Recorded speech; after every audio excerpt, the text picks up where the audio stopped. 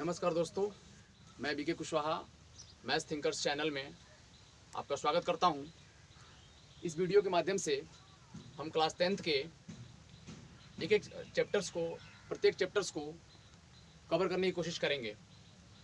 तो पहला चैप्टर, जैसा कि आप जानते हैं, एनसीईआरटी के अकॉर्डिंग रियल नंबर है। हिंदी में इसको हम वास्तविक संख्याएं बोल सकते हैं। इस चैप्टर को हम पहले पढ़ेंगे। इस रियल नंबर को जानने से पहले हम कुछ और नंबर्स की बात कर लेते हैं, जो कि बेसिक्स है, आप पहले से जानते भी होंगे। नेचुरल नंबर, जिसको हिंदी में हम प्राकृतिक संख्याएं भी बोल सकते हैं। अब जानते हैं कि ये नेचुरल नंबर आखिर होते क्या हैं। तो सिंपल, जैसे आप कोई बच्चा होता है तो उसको आप नंबर की जब जानकारी देते हैं तो आप कहते हैं 1 2 3, उसको सिखाते हैं 1 2 ऐसे करके, ठीक है। तो वो यानी कि काउंटिंग के जो नंबर्स हैं वही हमारे क्या हो जाएंगे, नेचुरल नंबर्स कहे जाएंगे। यानी कि 1 2 3 4 5 ये सब क्या है, ये नेचुरल नंबर्स है। ये अप टू इन्फिनिटी तक जाएगा, ठीक है। 1 से स्टार्ट होकर के और अप टू इन्फिनिटी तक जाएगा काउंटिंग के नंबर्स। सिंपल, आप काउंटिंग जहां तक कर सकते हैं, ठीक है। आगे बढ़ते हैं तो होल नंबर्स की बात करते हैं। इसको हम बोल सकते हैं हिंदी में पूर्ण संख्याएं। इसमें आप जीरो लगा दीजिए बस। जो नेचुरल नंबर था उसमें यदि हम जीरो लगा दें, यानी ये जीरो से स्टार्ट होकर के और अप टू इन्फिनिटी तक जाएगा, तो ये हम कहेंगे क्या, इसको होल नंबर्स। इसके बाद हम बात करते हैं इंटीजर्स की। ये इंटीजर्स क्या होते हैं, इसको आप बोल सकते हैं पूर्णांक संख्याएं, ठीक है। तो पूर्णांक, जैसा कि आप देख रहे हैं कि जो हमारा नेचुरल नंबर है उसमें हम पॉजिटिव ले लें, नेगेटिव ले लें, ठीक है। नेचुरल नंबर पॉजिटिव था, उसमें हम नेगेटिव लगा दें और साथ में जीरो ले लें। अर्थात हम ये बोल सकते हैं क्या, -3 -2 -1 0 1 2 3 4, ये सब जो है ये इंटीजर्स कहे जाएंगे। अब इसमें हम थोड़ा सा कैटेगराइज कर दें तो आप देख रहे हैं कि यहाँ से लेकर के और आगे तक ये सब क्या है, पॉजिटिव इंटीजर्स हैं। ये पॉजिटिव है, मतलब क्या है, धनात्मक है। तो इसको हम बोलेंगे क्या, पॉजिटिव इंटीजर्स। जो इससे पहले वाले जो भी हैं, ठीक है, -3 से जो भी छोटे हैं, -1 से लेकर के -3 से और छोटे, तो ये सब क्या हो जाएंगे, ये नेगेटिव हैं। तो इनको हम क्या बोलेंगे, नेगेटिव इंटीजर्स कहेंगे। जब जीरो की बात करते हैं तो जीरो जो है ये it is neither positive neither nor negative. ये ना तो पॉजिटिव है और ना नेगेटिव है। तो ये जो है नेगेटिव इंटीजर है, ये पॉजिटिव इंटीजर हो गए, और ये हमारा क्या है, जीरो भी एक इंटीजर है, ठीक है। अब आगे बढ़ते हैं, आगे देखते हैं इवन नंबर्स। इवन को आप बोल सकते हैं सम। तो सम क्या होते हैं, तो जो नंबर्स 2 से डिविजिबल होते हैं, ठीक है। जैसे 2 हो गए, 4 हो गए, 6 हो गया, 8 हो गए, 10, ये, ठीक है। ये हो गया क्या, इवन नंबर्स। 2 4 6 8 10, यानी कि जो 2 के जो भी मल्टीपल्स हैं वो सारे क्या हो जाएंगे, इवन नंबर्स। ऑड की बात कर लेते हैं, इसको हम लोग बोलेंगे विषम। तो ऑड में जब बात करते हैं तो नेचुरल नंबर में जो था, तो हमने क्या किया, सम को हटा दिया, तो जो बचेगा वो क्या हो जाएगा, हमारा विषम हो जाएगा, यानी कि ऑड हो जाएगा। तो यानी कि बच जाएगा क्या, 1 3 5 7 9 11, इस तरह से आप आगे तक बढ़ सकते हैं, ठीक है। चलिए अब देखते हैं इसके बाद प्राइम नंबर्स क्या होते हैं। तो प्राइम, इसको आप हिंदी में बोल सकते हैं क्या, अभाज्य संख्याएं। प्राइम कहने का मतलब है कि एक ऐसा नंबर जिसके फैक्टर्स जो हैं वो सिर्फ 2 हो। वो कौन कौन से 2, तो एक हो गया 1, ठीक है, और दूसरा जो है वो इटसेल्फ। जैसे हम बात करें कोई भी एक नंबर, जैसे हम 5 ले लेते हैं, तो 5 के फैक्टर्स की बात करेंगे तो आप इसको लिख सकते हैं क्या, यदि हम आगे हम इसको देखेंगे, ठीक है, प्राइम फैक्टर्स की बात करेंगे तो यहाँ देख सकते हैं कि अब 1 और 5, इसके अलावा इसके कोई फैक्टर्स नहीं है। मतलब 1 है और क्या है, इटसेल्फ है। तो ये हमारा क्या हो जाएगा, प्राइम नंबर हो जाएगा। वहीं हम बात करें यदि कि सबसे छोटा प्राइम नंबर क्या होता है, तो 2 होगा। तो ये हमारे क्या हो जाएंगे, प्राइम नंबर्स। इस तरह से हम आगे बढ़ सकते हैं, ठीक है। तो ये हो गया प्राइम नंबर्स। अब बात करते हैं कंपोजिट नंबर्स क्या होते हैं। कंपोजिट को हम बोलेंगे क्या, भाज्य संख्याएं। हिंदी में बोलेंगे भाज्य संख्याएं। तो कंपोजिट कहने का मतलब है जो प्राइम नहीं है वो हमारा क्या हो जाएगा, कंपोजिट हो जाएगा। जैसा कि आप देख रहे हैं 4, 1 नहीं होगा, क्योंकि 1 ना तो प्राइम है और ना ही कंपोजिट है, ये ध्यान रखना है आपको।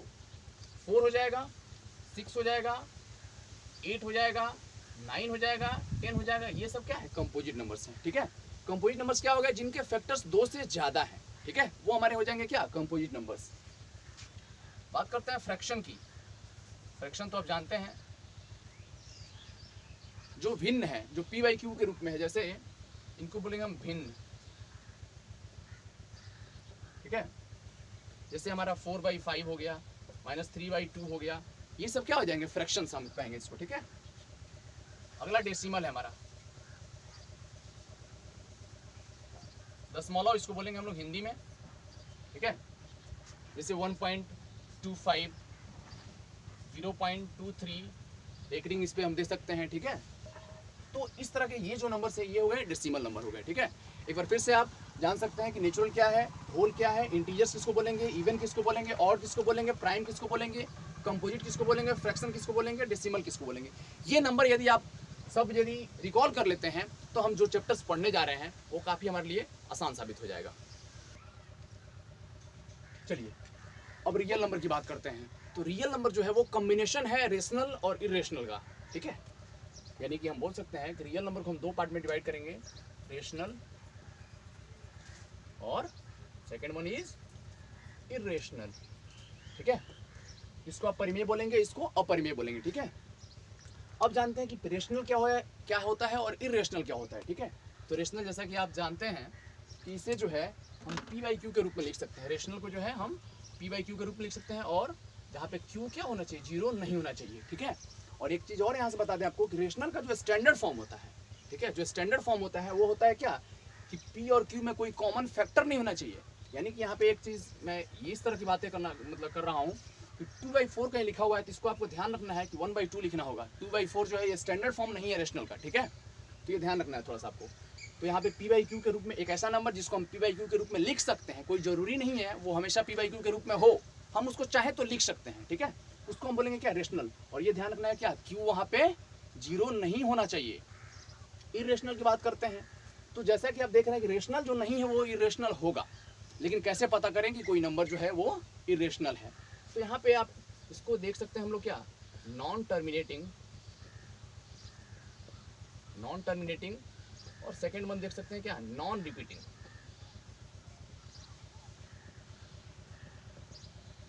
नॉन टर्मिनेटिंग और नॉन रिपीटिंग, इसका मतलब क्या हो गया कि नॉन टर्मिनेटिंग यानी कि कोई नंबर जो है वो टर्मिनेट नहीं होना चाहिए, मतलब उसका एंड पॉइंट नहीं होना चाहिए, ठीक है, पहला कंडीशन। दूसरा है कि नॉन रिपीटिंग, वो रिपीट नहीं करना चाहिए, जो भी नंबर है वो रिपीट नहीं करना चाहिए। रिपीट करेगा इसका मतलब क्या हो जाएगा, वो आ जाएगा रेशनल में।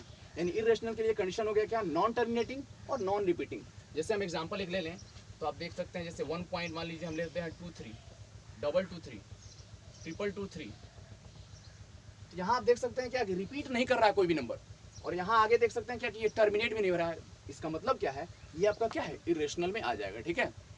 एक और हम जान सकते हैं कुछ इसके अलावा भी इरेशनल होते हैं जो यहाँ पे नहीं दिख रहे हैं हमको, उसको जब हम डेसिमल में करेंगे तो हम देख सकते हैं। कोई भी नंबर यदि रूट में है और वो परफेक्ट स्क्वायर नहीं है, ठीक है, जैसे हम बात कर ले √3, 3 क्या है परफेक्ट स्क्वायर नहीं है। वहीं बात करेंगे √4 तो ये क्या हो जाएगा, ये हमारा रेशनल हो जाएगा।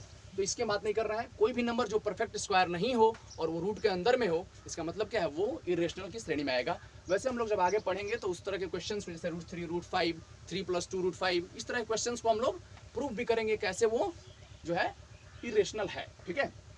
चलिए रेशनल इरेशनल समझ गए, तो इन दोनों का जो कॉम्बिनेशन है वो रियल नंबर है। यानी कि एक चीज़ और हम यहाँ से क्लियर कर सकते हैं क्या कि रियल नंबर कहने का मतलब आप एनसीईआरटी के अकॉर्डिंग यदि 10th तक, क्लास 10 तक जितने भी नंबर्स आप पढ़ रहे हैं, ठीक है, जितने भी नंबर्स आप जान रहे हैं वो आपका आ जाएगा क्या रियल नंबर्स में। अब आपका क्वेश्चन उठेगा कि रियल नंबर के बियॉन्ड भी कुछ होता है क्या, अनरियल भी कुछ होता है क्या, इमेजनरी नंबर भी होता है क्या।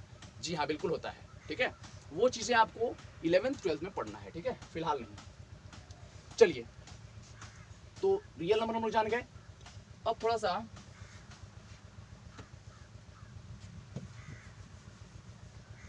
चलिए अब बात करते हैं, दो चीज की बात करते हैं जरा, एक लेम्मा और एक एल्गोरिथम, ठीक है। लेम्मा को आप प्रमेय क्या बोल सकते हैं, हिंदी वाले जो भी बच्चे हैं ध्यान देंगे वो प्रमेय क्या इसको बोलेंगे, ठीक है।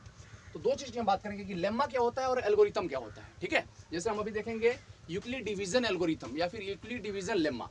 तो सबसे पहले जान लेते हैं लेम्मा और एल्गोरिथम में कुछ डिफरेंस है क्या। दोनों लिखा रहता है बुक में, तो क्या उसका मीनिंग है। देखिए लेम्मा जो है ना, ये एक स्टेटमेंट है, ये एक प्रूवन स्टेटमेंट है जो दूसरे स्टेटमेंट्स को प्रूव करने में इसका यूज किया जाता है। बात समझ रहे हैं। ये जो है अपने आप में एक जो है प्रूव्ड स्टेटमेंट है, प्रूवन स्टेटमेंट है, और ये जो है दूसरे स्टेटमेंट्स को प्रूव करने में इसका प्रयोग हम करते हैं, इसका हम यूज करते हैं। ठीक है। वहीं आपका एल्गोरिथम जो है ये एक सिस्टमेटिक वे है।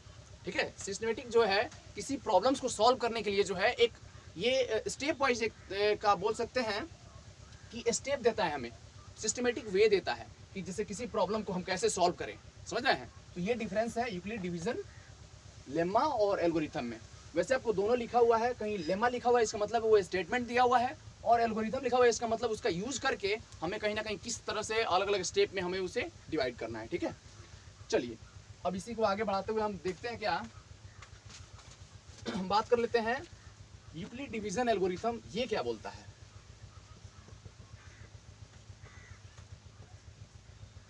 यूक्लिड्स डिवीजन लेम्मा क्या बोलता है। ठीक है। तो ये बोलता है क्या कि ए और बी, मान लीजिए कोई दो आपका जो है पॉजिटिव इंटीजर्स हैं, ए और बी दो पॉजिटिव इंटीजर्स हैं, तो इनके साथ और मान लेते हैं कि क्यू और आर दो, ये जो दो हैं वो होल नंबर्स हैं। ठीक है। ये होल नंबर है और ये दो पॉजिटिव इंटीजर है, तो इनके साथ एक ऐसा रिलेशन हम डेवलप कर सकते हैं, ऐसा दिया हुआ रह सकता है। ठीक है। ए बराबर बी क्यू प्लस आर। अब यहाँ से आप देख सकते हैं कि जैसा कि हम जानते हैं किसी नंबर को जब डिवाइड करते हैं, यानी कि ये लिख सकते हैं हम क्या, dividend equals to divisor into quotient plus यहाँ से आपका हो जाएगा रिमाइंडर। ठीक है। यानी कि यूक्लिड डिवीजन एल्गोरिथम बोलता है क्या कि a is equals to B Q plus R. ठीक है। और यहाँ पे आप देख सकते हैं क्या कि a जो है वो डिविडेंड के प्लेस पे है, यानी कि a हमारा क्या है यहाँ पे डिविडेंड है, b हमारा जो है वो डिवाइजर है, q जो है हमारा कोसेंट है। ठीक है। और r जो है वो रिमाइंडर है। यानी कि यहाँ से हम देख सकते हैं कि यदि किसी a कोई हमारा पॉजिटिव इंटीजर है, a को यदि हम b से डिवाइड करें और q हमारा यदि कोसेंट मिले, ठीक है, हिंदी वाले लोग ध्यान रखेंगे, इसको बोलेंगे भाज्य, इसको भाजक, इसको भागफल और इसको शेषफल। ठीक है। तो इससे यदि हम डिवाइड करें, a को b से डिवाइड करें, q हमारा कोसेंट मिल जाता है, रिमाइंडर हमारा r है, तो हम कुछ इस तरह से लिख सकते हैं। ठीक है। और यही हमारा यूक्लिड डिवीजन एल्गोरिथम बोलता है।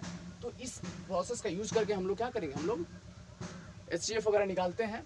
ठीक है। चलिए यहाँ तक क्लियर है सबको। चलिए दोस्तों, तो अब जो है हमने जो यूक्लिड डिवीजन एल्गोरिथम देखा, उसके माध्यम से, उसके हेल्प का मतलब उसके हेल्प से जो है हम जो है एक क्वेश्चन को सॉल्व करते हैं। जरा हमारा क्वेश्चन दिया हुआ है 867 और 255। ठीक है। तो उसका यूज करके हमें HCF निकालना है। ठीक है।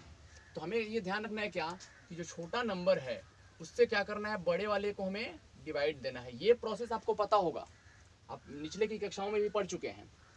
ठीक है। 3 टाइम्स करेंगे आप तो 5 आ जाएगा, यहाँ पे 6 और यहाँ पे 7, यहाँ पे करेंगे तो आप 2, यहाँ पे 0 और यहाँ पे 1, 102। फिर इससे आप करेंगे तो 2 टाइम्स आएगा तो 204, और यहाँ से कर लेंगे आप तो 51, और यहाँ से करेंगे आपका 102 चला जाएगा। 2 टाइम्स में ये क्या हो जाएगा, ये हो जाएगा आपका कैंसिल आउट। ठीक है। तो अब हम ये तो यहाँ से दिख रहा है कि 51 जो है हमारा वो HCF है, लेकिन क्वेश्चन हमारा ये नहीं है। क्वेश्चन बोल रहा है क्या कि यूक्लिड डिवीजन एल्गोरिथम का यूज करके आपको बताना है कि HCF कितना आता है। ठीक है। तो जैसा कि हम जान रहे हैं कि A इज इक्वल्स टू क्या होता है, बी क्यू प्लस आर। यहाँ पे एक चीज और बता दें आपको कि जो R का हमारा रेंज है वो क्या है, कुछ ऐसा हम लिख सकते हैं कि जो R है हमारा, जो R है वो 0 से बड़ा, ठीक है, 0 से बड़ा हो सकता है, 0 के बराबर भी हो सकता है, लेकिन B से छोटा। B मतलब जो हमारा डिवाइजर है उससे हमारा ये क्या होगा, छोटा होगा हमेशा। ये ध्यान रखना है हमें। ठीक है।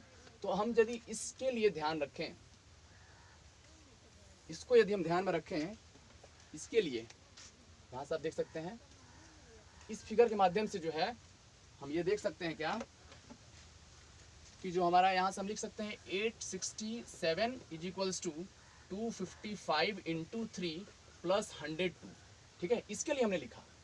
ठीक है। इसके लिए लिखेंगे तो ऐसा लिख सकते हैं हम यूक्लिड डिवीजन एल्गोरिथम से। ठीक है। अब देखिए, अब ये नंबर हमारा यहाँ आया, मतलब इसके लिए अब देखिए ध्यान दीजिएगा, अब इसके लिए यदि हम लिखें यूक्लिड डिवीजन एल्गोरिथम से तो लिख सकते हैं 255, मतलब ये जो नंबर था, जो ये डिवाइजर था हमारा, वो यहाँ आ जाएगा अब, ठीक है। और यहाँ से लिख सकते हैं 102 इंटू 2 प्लस 51, ठीक है। अब ये नंबर जो है वो यहाँ आएगा 102, मतलब हमारे इसमें 102 is equals to 51 into 2 plus remainder हमारा क्या है 0 है, ठीक है। तो जब रिमाइंडर हमारा जब 0 आ जाता है तो उस केस में इसको हम लोग बोलेंगे क्या, या फिर इसको भी बोल सकते हैं। तो ये हमारा क्या हो जाएगा, यानी कि हमारा जो है HCF जो है HCF ऑफ 867,255 जो है वो क्या हो जाएगा 51, यही हमारा आंसर आ जाएगा। समझ रहे हैं, ठीक है। एक बार फिर से देख लीजिए दोस्तों कि यहाँ से आप देख सकते हैं 867 था, 255 था। इसमें ये ध्यान नहीं देना है कि कौन पहले है बाद में है, जो नंबर छोटा है उससे क्या करना है, हमको बड़े वाले को डिवाइड करना है छोटे वाले नंबर से, ठीक है। और यहाँ से लिख सकते हैं आप, यहाँ थोड़ा सा लिख दीजिएगा Euclid division algorithm by Euclid division algorithm, ये हम देख सकते हैं क्या, ये थोड़ा सा A is equals to B Q plus R, और जहाँ पे क्या है आर जो हमारा है वो 0 और B के बीच में होगा, लेकिन 0 के बराबर हो सकता है, B के बराबर नहीं होगा, ठीक है। तो इसके माध्यम से हम ऐसे निकालेंगे तो ये हमारा क्या हो जाएगा, HCF हमारा कितना आ गया 51 आ गया, ठीक है। चलिए दोस्तों, अब एक क्वेश्चन आपको होमवर्क दे देते हैं, फिर आप लोग करके रखिएगा। 420 और 130 इसका आपको HCF बताना है, ठीक है। फाइंड HCF, ठीक है। HCF आपको बताना है। आप हमारे चैनल पे आप कमेंट करके बता सकते हैं कि इसका HCF कितना आएगा, ठीक है। तो धन्यवाद दोस्तों। इस वीडियो यदि ये वीडियो आपको पसंद आए तो आप इसको ज़्यादा से ज़्यादा लाइक करें, शेयर करें और सब्सक्राइब करें, और अपने दोस्तों को शेयर करें, और हमारे बेल आइकन को दबाना नहीं भूलें ताकि हमारा अगली वीडियो भी आपको आसानी से मिलता रहे। धन्यवाद दोस्तों।